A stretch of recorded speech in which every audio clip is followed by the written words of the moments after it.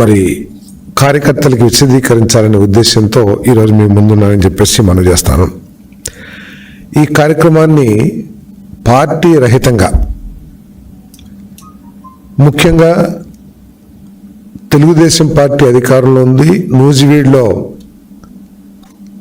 Telugu Desam party అభ్యర్థిగా, మంత్రిగా నేనున్నాను కాబట్టి నా నియోజకవర్గంలోని గౌడ సోదరులు అందరూ కూడా జనసేనకు సంబంధించిన వాళ్ళు, టీడీపీ వాళ్ళు ముందు లీడ్లో ఉండి ఈ విగ్రహాన్ని ఆవిష్కరించుకోవాలనే కోరికను నా దగ్గర వెలువచ్చినప్పుడు తప్పకుండా నా సహాయ సహకారాలు ఉంటాయి. ఆయన మహనీయుడు, ఒక బలహీన వర్గాలందరూ కూడా గౌరవించదగ్గ వ్యక్తి. మీరు తప్పకుండా కార్యక్రమాన్ని చేయండి.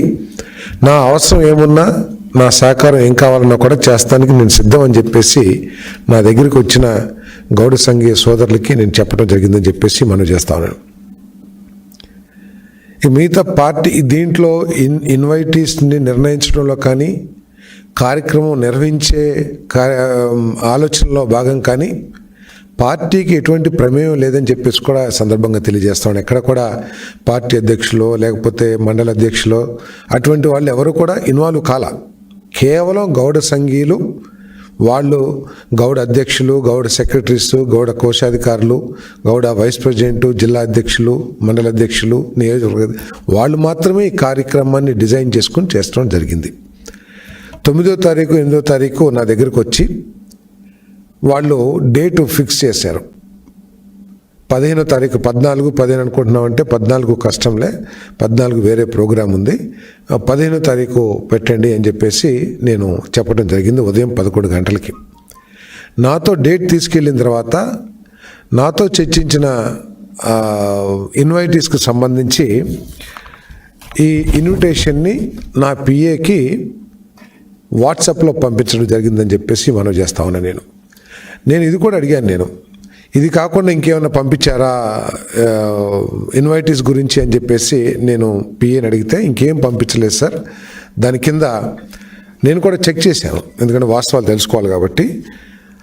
కేవలం ఇది ఇన్విటేషను ప్లస్ కింద నూజివీడ్ టౌన్లో గౌడ సంఘం ఆధ్వర్యంలో నిర్మాణం అవుతున్న గౌతు లచ్చన్న గారి కాంస్య విగ్రహావిష్కరణ కార్యక్రమం డిసెంబర్ 15 ఆదివారం ఉదయం 11 గంటలకు సారథి గారు డేట్ ఫిక్స్ చేసి చెప్పారు, కావున షెడ్యూల్లో రాయించగలరని చెప్పేసి మా పిఏ కూడా పెట్టారు. ఇన్విటేషను ఎవరెవరు ఇన్వైటీస్ ఉన్నారని చెప్పేసి. సో తర్వాత వాళ్ళు ఏదైనా ఇన్విటేషన్ కొట్టుండొచ్చు. తర్వాత అందరికీ తెలిసిందే 9 తర్వాత బిజీగా అందరం కూడా బిజీగా ఉన్న కలెక్టర్స్ కాన్ఫరెన్స్ కానివ్వండి, లేకపోతే విజన్ 2047 కార్యక్రమం కానివ్వండి, వీటిల్లో బిజీగా ఉండి వారి ఇన్విటేషన్స్ని పూర్తిగా చదివే ప్రయత్నం కూడా నేను చేయలేదు. ఎందుకంటే నాకు తెలిసింది మెయిన్ వాళ్ళందరూ కూడా మన పార్టీకి సంబంధించిన వాళ్ళు ఉన్నారు, ఒక్కళ్ళే ఉన్నారు. ఇది కూడా అడిగాను, ఏంటి వైఎస్ఆర్సీపీ నాయకురాలని కూడా పిలుస్తున్నారా అని అడిగాను. సార్ వాళ్ళు రారులేండి, ఊరినే కాదు మా చైర్మన్ కదా అని చెప్పేసి వేసామని చెప్పేసి చెప్పారు. సరే, నేను అది సీరియస్గా తీసుకోలేదు. తర్వాత మళ్ళీ 15వ తారీఖున ఐఎన్పిఆర్ ప్రోగ్రాం ఉంటే ముఖ్యమంత్రి గారితో, నేను 11 గంటలకు రాలేను, మీరు చేసేసేయండి, తర్వాత ఎప్పుడు వచ్చి లచ్చన్న గారి విగ్రహానికి పూలమాల వేసి నేను గౌరవించుకుంటాను అని చెప్పేసి చెప్తే, లేదు సారథి గారు, మీరు ఈ నియోజకవర్గ శాసనసభ్యులు, బలహీన వర్గానికి చెందిన సభ్యులు కాబట్టి మీకు సమయం పొడిగిస్తాం, మేము 3ంటికి 4ంటికి పెడతాము అంటే సరే అని కూడా చెప్పడం జరిగింది. సరే అని పోస్ట్పోన్ చేస్తున్నారు. ఆఖరికి ఐఎన్పిఆర్ ప్రోగ్రామే దాదాపు 1:30-2 దాకా అయితే నేను భోజనం చేసేసరికి 3 దాకా దాదాపు 3 అయిపోయింది. అయిపోతే ఆ కార్యక్రమానికి సరే తర్వాత వెళ్దాంలే అని చెప్పేసి నేను కొంచెం వెళ్ళొద్దని నిర్ణయం తీసుకున్న తర్వాత మన పెద్దలందరూ కూడా 1-2 సార్లు మేము వెయిట్ చేస్తున్నాము, శిరీష్ గారు నేను వెయిట్ చేస్తున్నాము అని చెప్పేసి నారాయణ గారు చెప్పడం కానీ, లేకపోతే మన కార్యకర్తలు చెప్పడం కానీ, అప్పటికప్పుడు బయలుదేరి వెళ్ళి నేను ఆ కార్యక్రమంలో పంచుకున్నాను. ఆ కార్యక్రమంలో ఆయన్ని సడన్గా చూసి నేను కూడా షాక్కు గురయ్యానని చెప్పేసి నేను మనవి చేస్తా ఉన్నాను. ఇది గౌడ సంఘానికి సంబంధించిన కార్యక్రమం కాబట్టి ఇలా చేయండి, అలా చేయండి, ఇలా ఎందుకు చేశారు అనే చెప్పటం కరెక్ట్ కాదేమో అని చెప్పేసి భావించాను. అది తప్పైతే నేను సారీ అని చెప్పేసి కూడా చెప్తాను నేను. సో ఇక్కడ ఆలోచించాల్సింది ఏమిటంటే వైఎస్ఆర్ కాంగ్రెస్ పార్టీ నాయకులు చాలా స్పష్టంగా ఉంది. ముఖ్య ఇన్వైటీస్ అందరూ కూడా తెలుగుదేశం పార్టీ నాయకులు. ఈ విధంగా ఇటువంటి కార్యక్రమాల్లో వచ్చి వారు కావాలంటే 11ంటికి ముందు ఫిక్స్ చేశారు కాబట్టి అప్పుడైనా వచ్చి వెళ్ళొచ్చు, లేదా తర్వాతైనా వచ్చి వెళ్ళొచ్చు. వీరందరికీ కూడా తెలిసిందే. ఇంతకుముందు లోకేష్ గారు మీటింగ్ పెడితే టెలికాన్ఫరెన్స్ ఏ విధంగా ఇంక్లూడ్ అయిపోయి ఇటువంటి చిల్లర చేష్టలన్నీ కూడా వారికి వెన్నతో పెట్టిన విద్య. తర్వాత నాకు జోగి రమేష్ గారికి వ్యక్తిగత బలమైన సంబంధాలు ఏమీ లేవని చెప్పేసి కూడా నేను చెప్తా ఉన్నాను. నేను అక్కడ మినిస్టర్గా వచ్చినప్పుడు కూడా నా మీద ఏ విధంగా స్క్రోల్ చేసింది, నా ఇన్వాల్వ్మెంట్ లేని విషయంలో ఏ విధంగా స్క్రోల్ చేసి నన్ను ఇబ్బంది పెట్టిన విషయాలు కూడా ఉన్నాయి. ఇవన్నీ కూడా అనవసరమైన సబ్జెక్ట్ అయినా కూడా నేను ఊరినే కార్యకర్తల కన్జంప్షన్ కోసం నేను తెలియజేస్తా ఉన్నాను. ఇది ఉద్దేశపూర్వకంగా జరిగింది కాదు. ఇది నేను ఆలోచించింది ఏమిటంటే గౌర సంఘీయులందరూ కూడా ఎంతో అభిమానంతో ఎంతో గొప్పగా అక్కడ దాదాపు 300-400 వెహికల్స్తో ర్యాలీ అన్నీ పెట్టి గొప్పగా చేసుకుంటున్నారు. కాబట్టి వారికి మనం సహకారం అందిస్తే మన పార్టీకి గౌడ సోదరుల సపోర్ట్ ఇంకా పెరుగుతుందని చెప్పేసి నేను ఆలోచించాను తప్పితే వేరే విధంగా ఆలోచించలేదు. అది కాకుండా అక్కడ ఉన్న వారందరూ కూడా ఎక్కువగా తెలుగుదేశం పార్టీ విజయానికి నా విజయం కోసం కష్టపడ్డ వాళ్ళు ఎక్కువగా ఆర్గనైజేషన్లో ఉన్నారు. కాబట్టి నేను మిగతా విషయాలు పెద్ద పట్టించుకోలేదని చెప్పేసి కూడా నేను మనవి చేస్తా ఉన్నాను. అక్కడ ఏదైనా చిన్న రప్చర్ చేసిన గౌడ సంఘీయులందరూ కూడా బాధపడి తర్వాత పార్టీకి ఏమన్నా తప్పుగా అన్వయిస్తారేమో నేను చేస్తేని. సరే, ఇదంతా కూడా ఏంటంటే ఊగిస్లాట్లో నేను ఏమి చేసి ఉండకపోవచ్చు. కానీ నేను ఇక్కడ మనవి చేసేది ఏంటంటే నేను తెలుగుదేశం పార్టీ సిద్ధాంతాలని, చంద్రబాబు నాయుడు గారి నాయకత్వాన్ని, లోకేష్ బాబు గారి నాయకత్వాన్ని బలంగా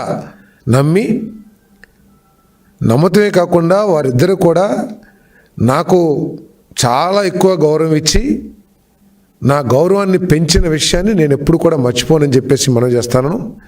నేను ఎల్లవేళలా వారి నాయకత్వాన్ని, తెలుగుదేశం పార్టీ కార్యకర్తల మనోబలాన్ని పెంచడానికి, వారి సమస్యలు పరిష్కరించడానికి, పార్టీ బలోపేతం అవడానికి మాత్రమే నేను పోరాటం చేస్తానని చెప్పేసి మనం చేస్తాను. ఎక్కడ కూడా ఏదో ఒక పత్రికలు రాశారు తాను వీరు అని చెప్పేసి, ఆ తానులో నుంచి నన్ను నేను చించుకుని నేను తెలుగుదేశం పార్టీలో చేరని చెప్పేసి నేను మనవి చేస్తా ఉన్నాను. నేను ఎప్పటికైనా సరే నేను తెలుగుదేశం పార్టీ సిద్ధాంతాలని ప్రజలకు తీసుకువెళ్ళి ప్రతిపక్షం చేసే ప్రతి కార్యక్రమాన్ని కూడా ఒక్కరోజు ముందే మీరు కనుక చూసినట్టయితే అన్ని పత్రికల్లో కూడా ఇచ్చారు. తెలుగుదేశం పార్టీ వారు పేరు నాని గారు వీళ్ళంతా కూడా అమ్మేసి పారిపోయారని చెప్పేసి కూడా నేను ఇవ్వటం జరిగింది. వైసీపీ వాళ్ళంతా కూడా దోచేశారని చెప్పేసి కూడా అంతకు ముందు రోజే ఇవ్వటం జరిగింది. నేను ఎక్కడ కూడా పార్టీ సిద్ధాంతాలు కానీ పార్టీ విషయాలు కానీ ప్రజల్లోకి తీసుకువెళ్ళడానికి ఎక్కడ వెనుకంజ వేయటం కానీ వెనకడుగు వేయటం కానీ ఎక్కడ చేయనని చెప్పేసి కూడా నేను ఇక్కడ మనవి చేస్తూ మరొకసారి తెలుగుదేశం పార్టీ కార్యకర్తలు ఎందుకంటే నన్ను ఆదరించారు.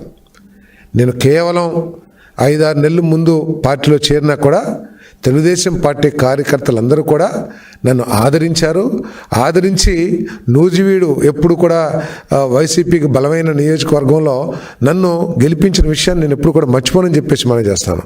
అందుకనే నా వ్యవహార శైలి కానీ నా పనితనం కానీ చూసినట్లయితే ఎప్పుడు నియోజకవర్గంలో తెలుగుదేశం పార్టీ కార్యకర్తలను బలోపేతం చేయడానికి, గ్రామాల్లో వివక్షాపూరితమైన పరిస్థితులు లేకుండా ఉండటానికి, తెలుగుదేశం పార్టీకి మేలు జరిగే విధంగానే నేను చర్యలు కానీ నిర్ణయాలు కానీ లేదా పనితనం కానీ చేస్తానని చెప్పేసి కూడా ఈ సందర్భంగా మనం చేస్తామని నేను ఈవెన్ మొన్న ఎలక్షన్లో కూడా నీటి సంఘాలని ఎక్కడ కూడా కొంతమంది చెప్తున్నారు సారథి గారు ఏదో వైసీపీ వాళ్ళకి సపోర్ట్ చేస్తానని చెప్పేసి.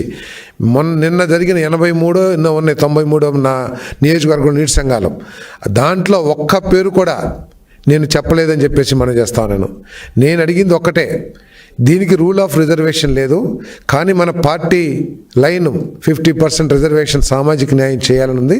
కాబట్టి మీరు ఎవరిని చేసుకున్నా ఏం చేసినా ఉన్న వాటన్నిటిలో 50% ఎస్సీ బీసీలకు వచ్చేటట్లు మీరు చర్యలు తీసుకోండి అని చెప్పేసి చెప్పాను. చెప్తే పలానా వ్యక్తికి ఇవ్వండి, ఈ వ్యక్తికి ఇవ్వండి అని కూడా నేను చెప్పలేదని చెప్పేసి మనం చేస్తాను. అదేవిధంగా డీసీ వచ్చింది, మాకు 2 డీసీలు ఉన్నాయి. ఒక డీసీ వాళ్ళు వచ్చారు, వస్తే నేను ఒకటే చెప్పాను, దాంట్లో నేను చెప్పేది ఏముంది బ్రదర్, అందరూ నాకు కష్టం పనిచేశారు, నేను ఒక పేరు నేను చెప్పలేను. 5 టీసీల్లో ఒక డీసీ కావాలి కాబట్టి 5 మన పెద్దలందరూ కూర్చుని మీరు నిర్ణయం తీసుకుంటే దానికి నేను సంతకం పెట్టాల్సి వస్తే సంతకం పెట్టి, లేకపోతే ఫోన్ చేసి చెప్పి నేను చేస్తాను తప్పితే దీంట్లో ఇన్వాల్వ్ కానని కూడా నేను చెప్పడం జరిగిందని చెప్పేసి మీకు మనం చేస్తాను. నేను ఎక్కడ కూడా, కాకపోతే ఇంతకుముందు నాకు వైసీపీలో ఉన్న సామాన్య ప్రజానీకంతో, నేను కూడా ఒక వైసీపీలోనో కాంగ్రెస్లోనే ఉండి వచ్చా కాబట్టి సామాన్య ప్రజానీకానికి నేను దగ్గరగా ఉండటానికి ప్రయత్నం చేసేవాడిని నా రాజకీయ జీవితం అంతా కూడా. ఆ సంబంధాల్ని నేను మన పార్టీ బలోపేతం చేయడానికి నేను కృషి చేస్తాను చెప్తే, మొన్న కూడా జగ్గేపేట వెళ్ళాను నేను. అక్కడ నాయకులు కూడా నేను నా పక్కన కూర్చున్న వాళ్ళు చాలామంది చూసుంటారు. ఏమైనా మీరు పద్దాకా వస్తున్నారు, మీరు అక్కడ వైసీపీలో ఉండి నా దగ్గరికి వస్తే నాకు ఇబ్బంది, మీరు రావద్దు, మీరు ఏదన్నా పార్టీలోకి వచ్చేటైతే నా దగ్గర సహాయం కోసం కానీ దేనికన్నా రండి అని చెప్పి, నేను ఏదో ఒక మన లోకేష్ గారితో గొర్రెల కాపర్లకు మీటింగు, పబ్లిక్ మీటింగ్ ఏర్పాటు చేయదలుచుకున్నాను పెద్ద ఎత్తున. దాంట్లో మీరందరూ చేరతానంటేనే మీరు రండి అని చెప్పేసి కూడా, అంత ఖరాఖండిగా ఉండే వ్యక్తిని అని చెప్పేసి కూడా నేను మనం చేస్తాను నేను. కాకపోతే బలోపేతం చేయడం కోసం ఇంతకుముందు ఉన్న వాళ్ళని ఇటు నేను మన పార్టీలోకి తీసుకొచ్చి రాబోయే లోకల్ బాడీ ఎలక్షన్లో కానీ లేకపోతే ఇంకా అన్ని చోట్ల కూడా తెలుగుదేశం పార్టీ జెండా ఎగరవేయాలనేదే నా లక్ష్యం తప్పితే, ఎక్కడ కూడా నాకు పాత పరిచయాలు ఉన్నాయి అది అని చెప్పేసి కొన్ని పత్రికల్లో రాసినందుకు కొంత మనసు బాధ వేసినా కూడా నేను ఒకటే చెప్తున్నా, ఆ తానులో వాడినైనా కూడా ఆ తానులో నుంచి నన్ను నేను చింపుకొని తెలుగుదేశం పార్టీ సిద్ధాంతాలు, ప్రత్యేకంగా చంద్రబాబు నాయుడు గారు లోకేష్ పని విధానం, వారి ఆలోచన విధానం నచ్చి నేను వచ్చాను. కాబట్టి భవిష్యత్తులో కూడా నేను ఇటువంటి సంఘటనలు జరగకోకుండా చూసుకుంటానికి కూడా నేను ప్రయత్నం చేస్తాను. మన ఇంటెలిజెన్స్ వారు ఉంటారు, వారితో ఆల్రెడీ చెప్పాను కూడా నేను పోలీసు ఉన్నతాధికారులకి, నా దగ్గరికి ఎవరు వస్తుంది ఏంటి కొంచెం నాకు సమాచారం, నాకు తెలియకుండా కూడా చాలామంది వచ్చేస్తున్నారు, ఫోటో తీసుకుంటామనో లేకపోతే గ్రామంలో ఈ సమస్య ఉందనో అని చెప్పేసి వస్తున్నారు. కాబట్టి రాబోయే రోజుల్లో ఇటువంటి మనస్తాపాలు ఏమీ జరగకోకుండా ఉండటం కోసం నేను చర్యలు తీసుకుంటాను కూడా మనం చేస్తూ, మరి అదంతా కూడా కేవలం ఎక్కడ కూడా పార్టీ ఇన్వాల్వ్మెంట్ లేదు ఈ కార్యక్రమంలో. ఎక్కడ కూడా పార్టీ మండల ప్రెసిడెంటో లేకపోతే నియోజకవర్గ ప్రెసిడెంటో మాజీ జెడ్పీటీసీలో ఎంపీటీసీలో ఎవరు కూడా దీంట్లో పార్టీ పరంగా ఇన్వాల్వ్ కాలేదనేది మాత్రం దయచేసి గుర్తించమని చెప్పేసి మనం చేస్తూ సరే. మీరు పొద్దుపూట పెట్టిన ప్రోగ్రామ్ మళ్ళీ సాయంత్రం ఆయన వచ్చే లెక్కలేదు, పొద్దుపూట వచ్చి వెళ్ళిపోవచ్చు, లేకపోతే మీకంటే ముందు వచ్చి వెళ్ళిపోవచ్చు, కావాలని వాంటెడ్గా చేశారని అనుకోవడానికి కూడా కొన్ని అవకాశాలు కనపడతా ఉన్నాయి. ఎందుకంటే ఈ ట్రోల్ కూడా ఏదైతే సోషల్ మీడియాలో వాళ్ళు కూడా ఎక్కువగా చేశారని చెప్పేసి కొంతమంది మిత్రులు చెప్తా ఉన్నారు. సో వాళ్ళు ఉద్దేశపూర్వకంగా చేస్తుంటేనే అటువంటి సోషల్ మీడియాలో ఇటువంటి అల్లరి చేసే కార్యక్రమం ఉంటుంది. చేసి ఉంటారేమో, లేకపోతే ఈ మధ్య మనం చూస్తూ ఉన్నాం జగన్మోహన్ రెడ్డి గారి నాయకత్వం పట్ల విసిగి వేసారి ఆయన తీరును తప్పుపడుతూ చాలామంది వైసీపీ నాయకులు తెలుగుదేశం పార్టీలోనో జనసేనలోనో చేరుతున్న విషయం మనకు తెలిసిందే. ఒకవేళ ఆ విధంగా అటువంటి తాపత్రయమో అటువంటి ప్రయత్నమో ఏదైనా చేసుకుంటూ ఉండడమో నాకు తెలీదు. సో ఏదైనా జరిగి ఉండొచ్చు, కేవలం దురుద్దేశంగానే వచ్చి ఉండొచ్చు, లేకపోతే ఇంకేదైనా ఆలోచన చేసి ఉండొచ్చు. సో ఏదైనా కూడా అది తప్పు. పూర్తిగా తెలుగుదేశం జనసేన ఆధ్వర్యంలో జరుగుతున్న కార్యక్రమంలో ఈ విధంగా వచ్చి ఇటువంటి వైషమ్యాలు చేయటం అంత కరెక్ట్ కాదేమో అని చెప్పేసి కూడా నేను భావిస్తాను.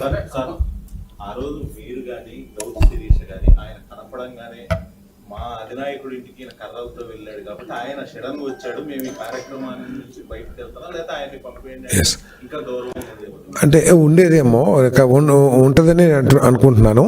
కాకపోతే ఆ కార్యక్రమాన్ని గనక నా ఆధ్వర్యంలోనో లేకపోతే సురేష్ గారి ఆధ్వర్యంలోనో జరుగుంటే పూర్తిగా దాన్ని ఆ విధంగా నియంత్రించుకుంటానికి కొంత అవకాశం ఉండేది. ఇది ఒక సామాజిక వర్గం పూర్తిగా సెంటిమెంట్తో చేస్తున్నారు కాబట్టి అక్కడ మేము ఏమి వివాదం చేసినా కూడా కొంత వాళ్ళు మనస్తాపం చెందే అవకాశం ఉంది అనే ఆలోచన కొంచెం మాలో కలిగింది. కాకపోతే మీరు చెప్పింది కూడా ఆలోచన చేయాల్సింది, బట్ అది అనుకోకుండా అన్ఇంటెన్షనల్గా జరిగిన విషయం అని చెప్పేసి మనం చేస్తాం.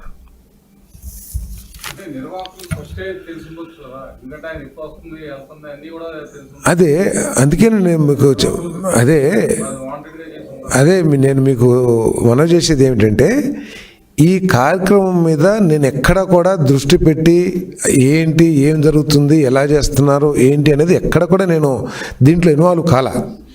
అసలు ఎక్కడి నుంచి ఊరేగింపు పెడతారు, ఎవరెవరు వస్తున్నారు, ఎన్ని గంటలకి, ఏమేంటి ప్రోగ్రాము అని ఎక్కడ అడగల. ఇది నాకు ఇన్విటేషన్ వచ్చిన తర్వాత చాలా ప్రభుత్వ కార్యక్రమాల్లో చాలా పొద్దు నుంచి సాయంత్రం దాకా కూడా బిజీగా ఉన్నాం. 2 రోజులు అయితే కలెక్టర్స్ కాన్ఫరెన్స్ ఉంది, మీకు తెలుసు, రాత్రి 9 వరకు, ఒకరోజు 11 వరకు. తర్వాత మన విజన్ 2047 ప్రోగ్రాంలో పొద్దు నుంచి మధ్యాహ్నం దాకా అక్కడ ఉన్నాం. కాబట్టి ఈ పని ఒత్తిడిలో ఇది గౌడ సంఘానికి సంబంధించిన మిత్రులందరూ, సోదరులందరూ, ప్రత్యేకంగా మన విజయానికి కృషి చేసిన సోదరులు వాళ్ళు చేసుకుంటున్నారు కాబట్టి కులపరంగా దాని మీద నేను దృష్టి పెట్టాల. అంటే పూర్తి స్థాయి ఇన్విటేషన్ అందరికీ సర్క్యులేట్ అయింది కదా, వాళ్ళు కూడా చూసి కనీసం చెప్పలేదంటారా? ఎవరు చెప్పలేదు, ఎవరు నాకు చెప్పలేదు. అసలు అతను ఎవరు ఇన్వైట్ చేశారో కూడా నేను ఇతను కూడా అడిగాను, ఎవరిని, మన శివరామకృష్ణ గారిని. నేను వెళ్ళలేదు సార్ అక్కడికి, నేను ఇన్వైట్ చేయలేదు, అతను నేను పర్సనల్గా వెళ్ళి ఇన్వైట్ చేయలేదు అని చెప్పారు. సో అతను ఎక్స్పెక్ట్ చేసింది ఏంటంటే దీంట్లో వైసీపీ వాళ్ళు కూడా ఉన్నారు కాబట్టి, అంటే గౌడ సంఘీల్లో వాళ్ళు ఎవరైనా ఇన్వైట్ చేశారేమో నాకు తెలియదు సార్ అని అన్నాడు. అంటే కండక్ట్ చేసింది శివరామకృష్ణే. పేర్లు ఇన్విటేషన్ మరి ఆయన పుట్టినరోజు పేరు ఎట్లా వచ్చింది ఏదండి? ఇన్విటేషన్ లో అదే మరీదు శివరామకృష్ణ గారు నూజివీడు గౌడ సంఘం నాయకులు అని చెప్పేసి ఆయన పేరు మీదే కొట్టి సభాధ్యక్షులు ఆయన అని చెప్పేసి, అసలు అవి మాకు పంపించలా. అది